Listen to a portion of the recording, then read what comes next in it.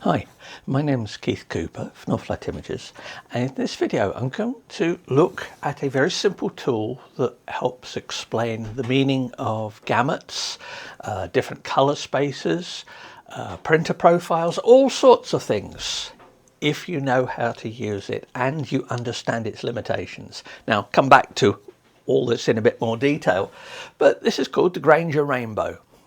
Named after Ed Granger, who did a lot of work in colour management, colour science, and it's an artificial image. It is a synthetic target.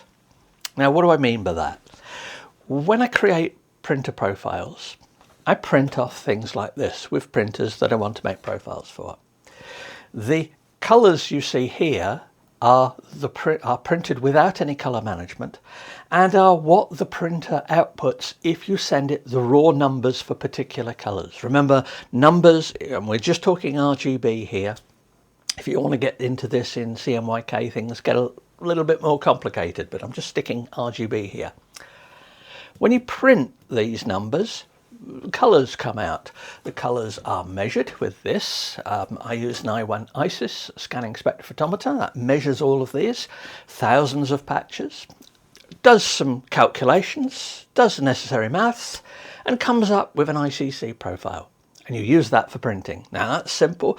I've generated hundreds of ICC profiles, which generally make printing a lot better.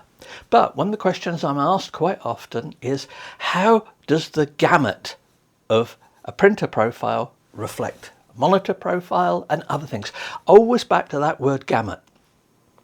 Some people, and if indeed some reviews I see, sometimes people will say, well, this paper has a particular gamut volume. That's because the gamut's a shape, and I've shown it before, and I did a video sort of debunking some of the common myths on it called the gamut delusion, and it really is a problem that people see this as a number, and they use that number as a means of saying one thing is better than another, when the number is just that, it's a number. It doesn't really matter. Gamut is the range of colours that a device, whether it's a printer, if it's a monitor, can reproduce. It can also reflect other aspects, such as when you're working on things, when you're editing files, you may work in a colour space that has a particular gamut. Now come back to why I've got different versions of this file. And these are downloadable. Have a look at the links. They're on my test images download page, freely available. You'll find the links there. Lots of other test images as well. Now, gamut is an edge condition.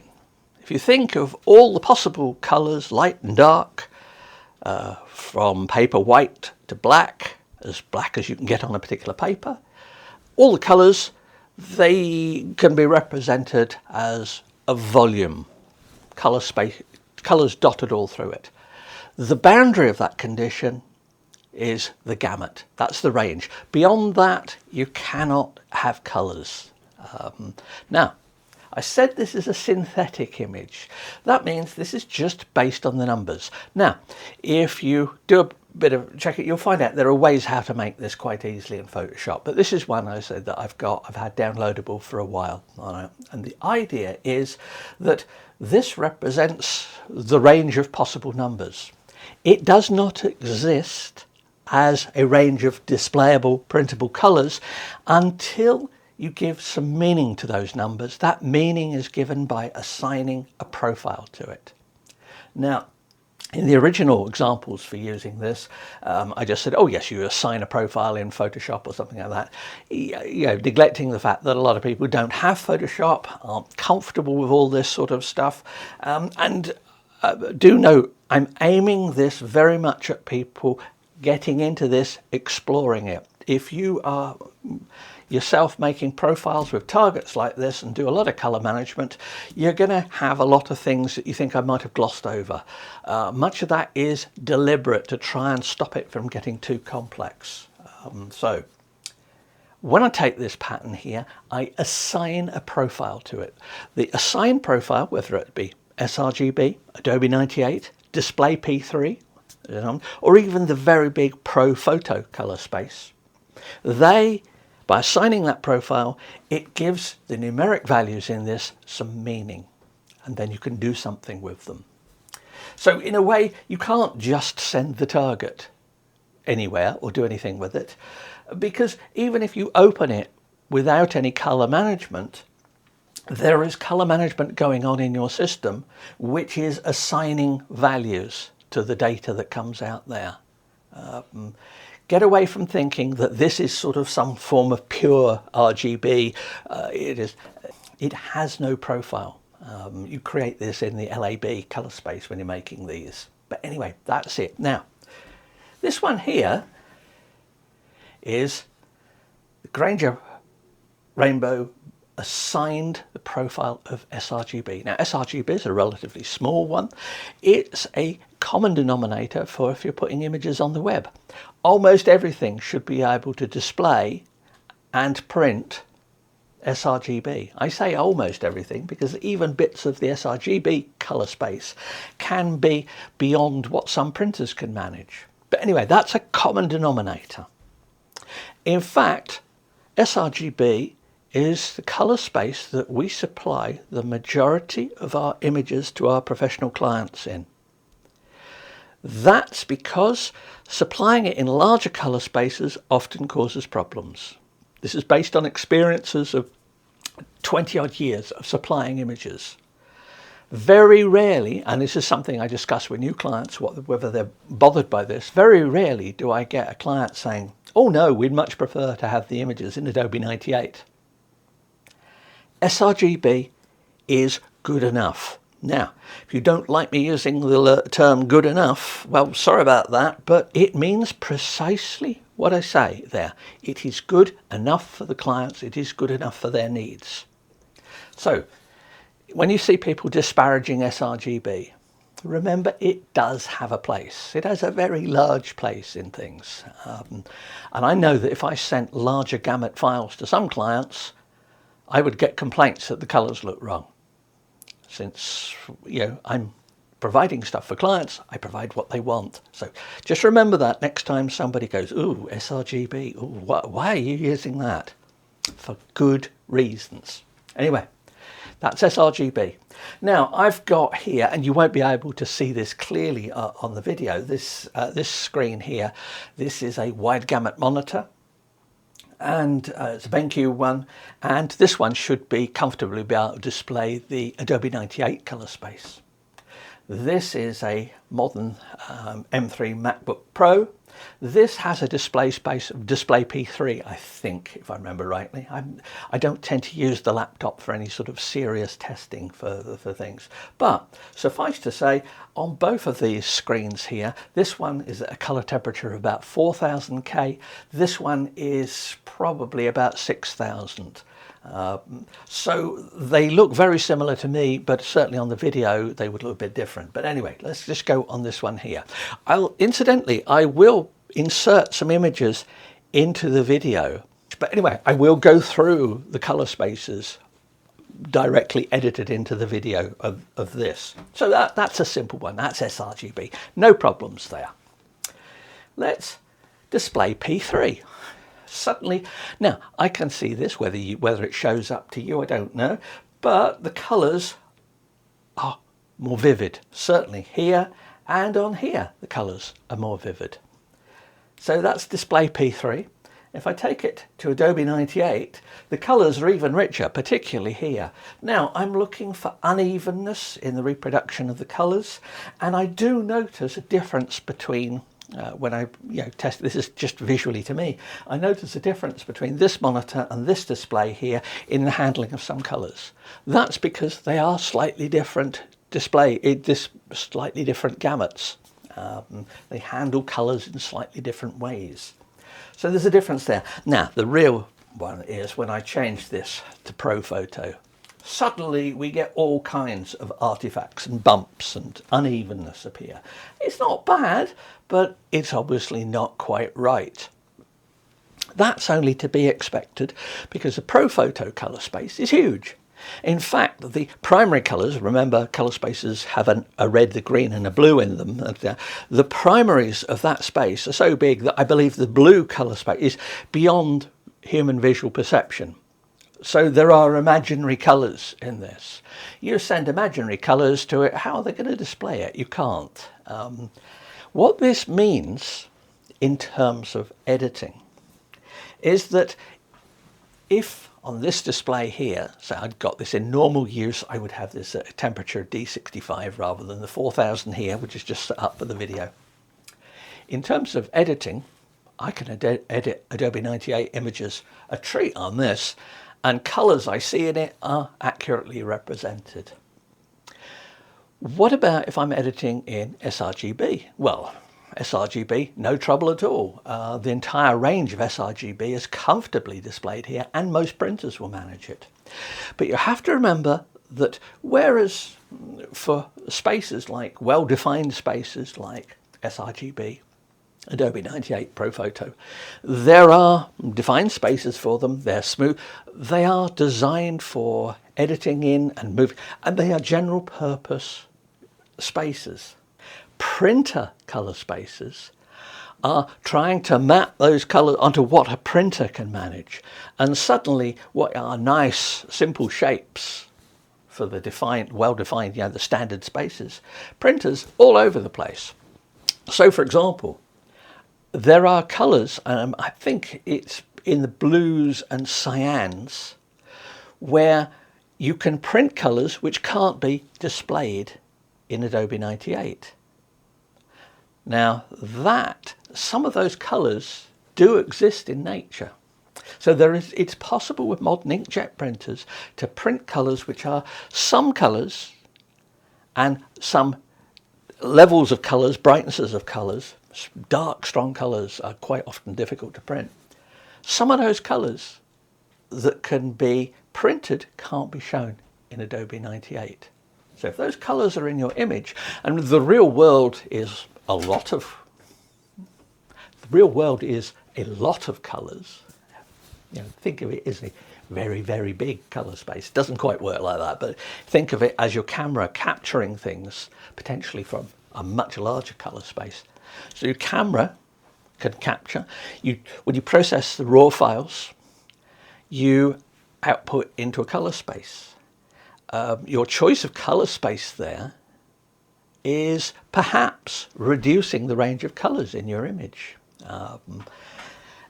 Is one of the bits. I've looked elsewhere at use of working spaces, which colour spaces to pick, and it does make a difference. But in general, Adobe 98 is pretty good. You might say, well, hang on, I want to keep all those colours that my camera has captured, but why shouldn't I use a colour space like Prophoto? Because that'll keep all the colours. Now, that's true, it will maintain a very good range of colours. But, as we see here, what you see on the screen may not accurately represent what's going on in the data, as it were, in the actual information in your picture. So you have to be a bit careful. Editing images that are in the Prophoto colour space needs care. Even using a large gamut monitor like this one or this display here, it needs care. If you're editing on a smaller gamut display, standard, which near sRGB, if you're editing it, it needs a lot of care. Can it be done? Yeah, of course it can. For years, I had monitors which had sRGB display, sRGB color spaces, or near sRGB color spaces. Did I have problems with editing colors? No, I just had to be careful. So there's one area where you can do some soft proofing and can help with that. But as I say, I'm getting into sort of more detailed stuff there, which you don't need to know for this. Really, all I'm looking at here is using the Granger Rainbow just to get over the idea of different sizes of spaces and how things display. If you take one of these and you print it, now you could take the sRGB one and you can print that using printer profile that you've got. Great, So you take that, you print it, use the sRGB one, you probably find it's pretty good. Use the Adobe 98 one, and you may see a few inconsistencies with it. Use the Prophoto one, and you're sending colors to the printer that are way out of its gamut. And the way that they are mapped from the color space you've got here to the color space that the printer uses is what the printer profiles do. And printer profiles, they vary in quality. It's also not so simple because you've got rendering intents. You need to pay attention to that. So let's just say you take the Prophoto version of this and you send it to your printer. You should have a choice. You're using it with a profile. You should have a choice of typically perceptual or relative colorimetric rendering intent. If you do it perceptual rendering intent, perceptual tries to cram the source color space, i.e. the big space here, into the destination space, which is the printer profile, which is the printer image on the paper, and it will just gently sort of compress things to try and fit it into the space. If you use relative colorimetric, it goes effectively, well these particular colors are beyond the gamut what the printer can manage. We'll just chop them off and we'll move, we'll just reduce them to what they are. It's a bit more complex than that. There is one book that I recommend, incidentally, if you want to look at this sort of stuff. My very well thumbed book, Real World Color Management. You should be able to find second-hand copies of this by Bruce Fraser, Chris Murphy, Fred Bunting. This explains a lot more of this sort of stuff in a lot more detail, but it does it simple enough that I recommend certainly the first 4 or 5 chapters of this to anyone who's got a strong interest in colour management and getting colour right. And that to me is what colour management is about. It's not about some spurious notion of perfect colour or something like that. It is a tool to help me get things right first time more often. It's an integral part of my printing images, of making prints, even the black and white ones. So it's that. But back to our old friend, the Granger Rainbow. Download it, have a go, see how it changes when you print it, how you view it on different displays. If you've got multiple monitors, try it on different monitors. You'll see it, how it works. Incidentally, if you really want to, if you open this up, say the Adobe 98 version of it, and I'm using Photoshop, and you do soft proofing for a print profile, it'll show you how it's going to be reproduced on a printer. Of course, what I would also suggest is to actually print it, and then you can compare your print with what the soft proof told you. Now, soft proofing is very useful, but it is vastly overplayed in many instances from my point of view. I would always say that soft proofing is a useful tool. Do not use it on every single image. It's too much. It gets you away from actually appreciating the printed image itself. And remember, in a print workflow, it's about making prints. It's not about what they look like on screen, it's the print that counts. And that's the key bit of it. But anyway, download it, have a play.